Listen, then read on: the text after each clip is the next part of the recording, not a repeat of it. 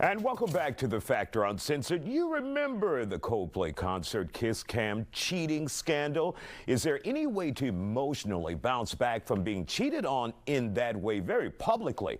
A couple who was having an affair got put on blast during a show, and the fallout was very public. Tonight, we ask how the everyday person can heal from being cheated on. Joining us to talk about it, cheating trauma therapist Andrea Rogers and her client Demetria Johnson. Glad to have you both here on The Factor Uncensored. So, first of all, Demetria, what did you go through and how long did it take you to recover from your incident?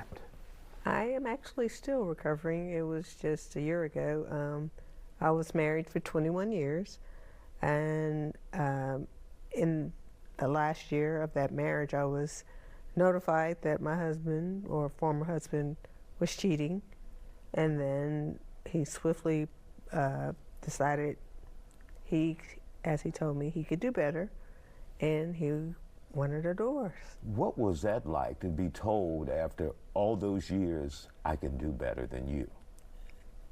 It's traumatizing because I sacrificed everything to raise our kids, not only the kids I gave birth to, but he had 2 sons as well. And so in my mind, we were building a community in that for the betterment of his career, I would sacrifice, stay home with the kids, and then once the kids graduated, which I have a kid graduating, or he graduated in May, this was supposed to be my time. So now I'm having to.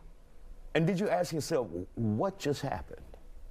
Yeah, yes, because one minute I'm this wife, I'm this person that is defined by his job, his duties, his responsibilities, and then all of a sudden it's like someone ripping a Band-Aid, said, get over it and go do something else and be okay with that. So Andrea, how do you put someone on the right path to healing after something like that? Or what we saw in the Coldplay, which was very public. The world saw it. That's right. And in some instances, I'm not going to say that's better, but that's an easier situation because people saw it. And so when you're grieving, when you're showing up in your trauma, people aren't surprised by that. For many betrayed partners, it sends them into the shadows. They're forced to live in the shame because to publicly say I was betrayed, people start to say, well, what did you do and why did that happen to you? They blame the victim. So I think first acknowledging that it is a trauma. It's not just cheating. It is a traumatic experience. It is a form of relational abuse, and it causes great harm to the betrayed partner. And have you pulled some people off a dark path where they considered, like, why is it worth living anymore?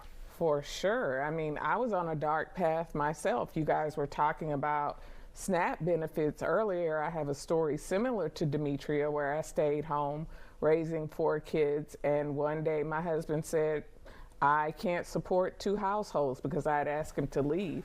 So he took. Did you know about the other household? No, he wanted his own household. Okay, got it. Yeah, he wanted his own household. And so I was one of those people forced to go on SNAP benefits because I had no money. I had stayed home for 14 years and was homeschooling my kids. So I quickly went from thinking I'm living my dream life to being in my worst nightmare. But when you have children to take care of, there's no time to grieve. And then again, to try to talk about it publicly, people don't understand betrayal trauma. They make jokes about it. They make light about it. So most partners who experience betrayal talk about life, we call it D-Day, Discovery Day, life before D-Day and life after D-Day. And life after D-Day is never the same. No matter whether you stay, you leave, you separate and get back together. When you consider and do a reflection on your relationship, or while you're in that relationship, should you look for the signs? Are there signs, or are some people just good as hell and there are no signs? That's a great question. So it's called deception for a reason, right? And when a person is intent on deceiving you, there are certain agreements you have in a relationship. One of those is trust, right? So when you tell me you're going to the store, I don't need to question that because there's a mutual agreement that we trust each other. So for many partners, there are signs, but you don't know they're signs until in hindsight when we do what's called a disclosure, where the person discloses all the ways that they've been unfaithful. And then you find out, oh, so when you were on that business trip and I tried to call you and you didn't answer and you told me it's because you fell asleep, it's really because you had your affair partner in the room. For those who want to learn more about dealing with this, maybe get in touch with you, what should they do? Yes. So I just launched the first ever Intimate Partner Betrayal Awareness Day. That was yesterday. And I've created the Intimate Partner Betrayal Alliance. So people can reach out to me at ipbawareness.org. They can email me at coachandreafac@gmail.com or at info@embersoflight.org. And once again, that's IPB. It's Intimate Partner Betrayal, ipbawareness.org.